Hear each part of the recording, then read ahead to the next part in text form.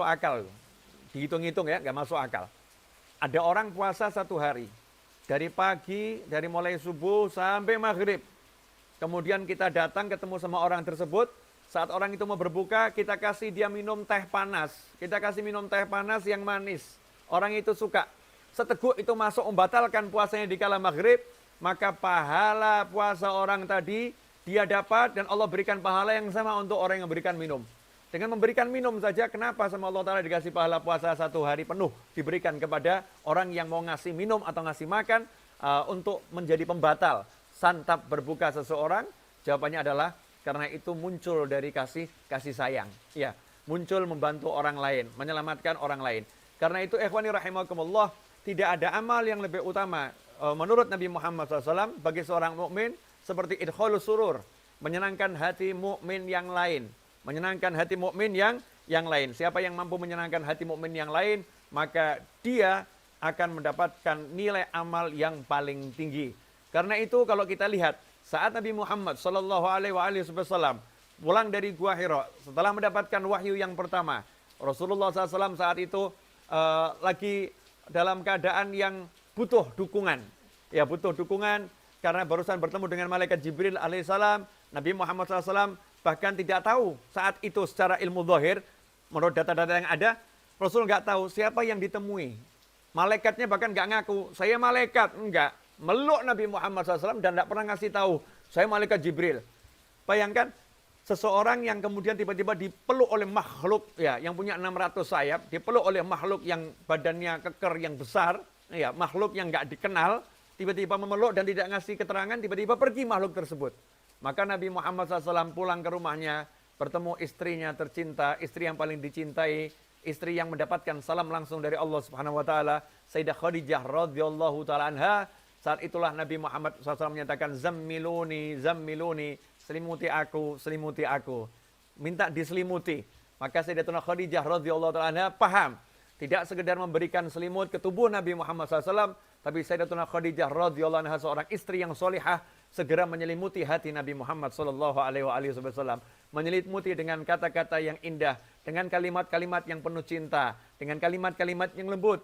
Sayyidatuna Khadijah mengatakan, jangan khawatir, Tuhanmu Allah Ta'ala tidak akan pernah mencelakakanmu selama-lamanya, tidak akan merendahkanmu selama-lamanya, karena engkau adalah orang yang suka memberi makan orang yang kelaparan. Kamu adalah orang yang suka memberi pakaian mereka yang tidak punya pakaian. Engkau adalah orang yang suka menyambung hubungan dengan orang-orang yang memutuskan tali silaturahim. Engkau adalah orang yang menyayangi orang lain, makhluk Allah yang lain. Semua yang disebutkan adalah sifat-sifat kemanusiaan. Ya, sifat-sifat kemanusiaan, sosial. Karena itu ikhwani rahimakumullah, kalau kita ingin mendapatkan derajat yang tinggi di sisi Allah Subhanahu wa taala, kalau kita ingin disayang oleh Allah Subhanahu wa taala, caranya adalah menjadikan diri kita punya hati yang penuh kasih sayang, dan perbuatan kita adalah perbuatan yang bersifat kasih sayang. Apapun itu, selama tidak melanggar aturannya Allah Subhanahu wa taala, akan menjadi sesuatu yang menyebabkan kita disayang oleh Allah Subhanahu wa taala. Karena itu kalau kita habis subuh, misalnya kita membaca doa astaghfirullah lil mu'minin wal mu'minat 27 kali setelah sholat subuh, astaghfirullah lil mu'minin wal mu'minat 27 kali, memintakan ampun mukminin wal mukminat yang telah meninggal dunia, yang masih hidup maupun yang akan datang, astaghfirullah lil mu'minin wal mu'minat 27 kali, maka kita diberi ampunan oleh Allah Ta'ala sebanyak jumlah mukminin mukminat yang ada di jagat raya. Kenapa seperti itu? Karena doa ini muncul karena kita menyayangi mukmin yang lain, ya, karena kita menyayangi muslim yang lain. Ikhwani rahimakumullah. Karena itu semua perbuatan yang bertentangan dengan kasih sayang diganjar, dihukum oleh Allah Ta'ala, dibalas oleh Allah Ta'ala dengan murkanya Allah Subhanahu wa Ta'ala. Contoh, membuka aib. Orang yang suka membuka aib orang lain. Apa sabda Nabi Muhammad SAW? Siapa yang suka membongkar aib orang, maka aibnya akan dibongkar oleh Allah Subhanahu wa Ta'ala di dunia dan di akhirat. Na'udzubillah min dzalik. Karena membongkar aib ini perbuatan yang tidak punya kasih sayang. Ya, bukan muncul dari jiwa kasih sayang. Karena itu hukumannya berat. Semua perbuatan kepada makhluk Allah yang lain yang tidak dilandasi kasih sayang, maka hukumannya dari Allah Ta'ala berat. Ya, hukumannya dari Allah Ta'ala bahkan seringkali langsung. Ya, hukumannya langsung. Karena itu ikhwani rahimakumullah, perhatikan dalam kehidupan ini, selama ini kita berbuat berlandaskan Ar-Rahman Ar-Rahim, atau kita berbuat tidak pakai Bismillahirrahmanirrahim. Ya, kita berbuat dengan ego kita, ya, berbuat dengan nafsu kita, ya, berbuat dengan amarah kita, tidak dilandasi dengan Bismillahirrahmanirrahim.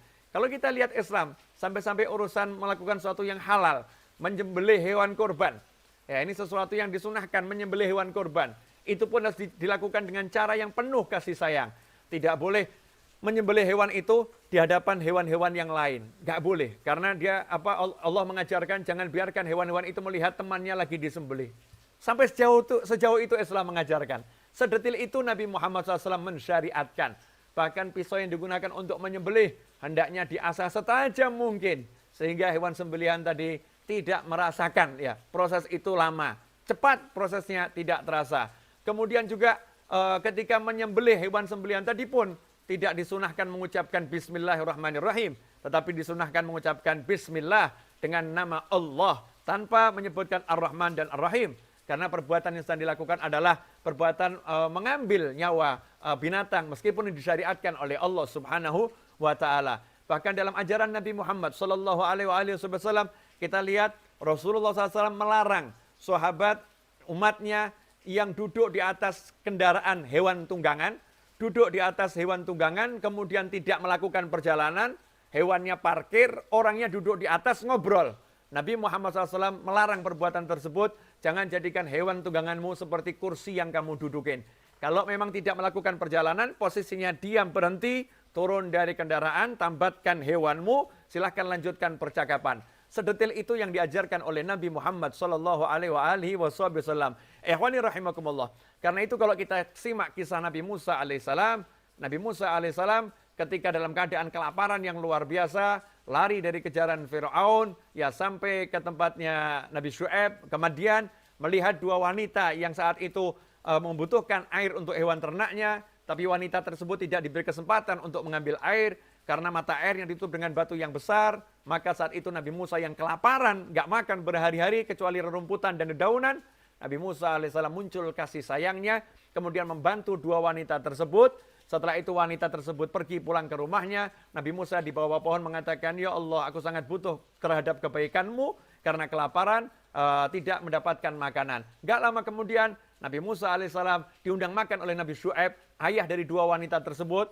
Singkat cerita, akhirnya Nabi Musa alaihissalam mendapatkan mertua karena salah satu dari wanita itu akhirnya dinikah oleh Nabi Muhammad SAW dan mertuanya pun menjadi gurunya. Nabi Musa berguru kepada Nabi Syu'aib alaihissalam dan setelah itu melakukan perjalanan bersama istrinya kembali ke Mesir setelah 8 tahun atau 10 tahun. Di tengah jalan diangkat menjadi Rasulnya Allah Subhanahu wa ta'ala. Rentetan peristiwa ini mendapatkan istri karena berbuat baik, kemudian mendapatkan guru karena dinilai punya kebaikan, diberi oleh Allah Ta'ala guru seorang Nabi. Semua rentetan ini bukan sesuatu yang sia-sia. Artinya suatu kebaikan akan menimbulkan kebaikan-kebaikan yang lain. Suatu kasih sayang akan menimbulkan kasih sayang yang lain. Karena itu kalau kita pengen disayang oleh Allah Subhanahu wa Ta'ala, tidak ada kata lain kecuali kita punya jiwa kasih sayang kepada semuanya. Nah, kemudian ada yang khusus. Yang khusus siapa? Orang tua kita. Orang tua kita. Kemudian siapa? Kerabat. Karena itu orang yang nggak sayang sama orang tuanya, ibadahnya seperti apapun nggak diterima oleh Allah Subhanahu wa Ta'ala. Karena tergolong anak yang durhaka. Ridullah fi ridul walidain, wa sukhtullah fi sukhtil walidain. Ridho Allah bergantung ridho orang tua, murkanya Allah juga bergantung murkanya orang tua. Kemudian yang kedua, kerabat. Maka siapa yang memutuskan tali silaturahim, Allah pun tidak menerima ibadah puasanya, pahalanya diblokir oleh Allah Subhanahu wa Ta'ala. Ya, Allah pun memutuskan hubungan dengannya. Siapa memutuskan tali silaturahim, Allah putuskan hubungan dengannya. Ini semua menunjukkan bahwasanya menyambung hubungan dengan kerabat terdekat adalah cara untuk mendapatkan kasih sayangnya Allah Subhanahu wa Ta'ala, dan sebaliknya memutuskan hubungan dengan kerabat terdekat, bahkan naudzubillah min dzalik, kalau sampai melukai hati orang tua, membuat marah orang tua, maka Allah pun akan murka kepada manusia tersebut.